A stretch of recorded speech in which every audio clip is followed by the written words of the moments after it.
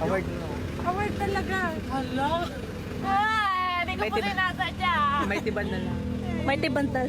Hindi, ano siya, basagin talaga. Hindi naman sinasadya ni asawa, pero kita sa mukha ni Tony yung inis kay Papi. Kasi nga nabasag yung pinresent na award sa kanila.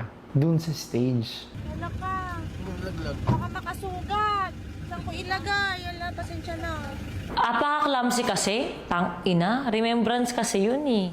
Misa na mapunta ng Zamboanga eh. Kung iingatan mo pala, di sana ikaw naghawak.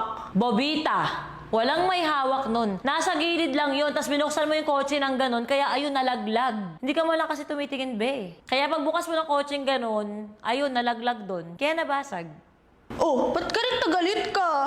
Shit, di ako gets ni Papi. Nag-sorry na nga, di ba? Paulit-ulit na nga ako nagsasorry eh. Kahit ano ang sorry mo, hindi nga maayos yung award na nabasag mo. Pag nag-sorry ka ba, mabubuo ulit yung award na nabasag mo? Ba, hindi kasi. Irita.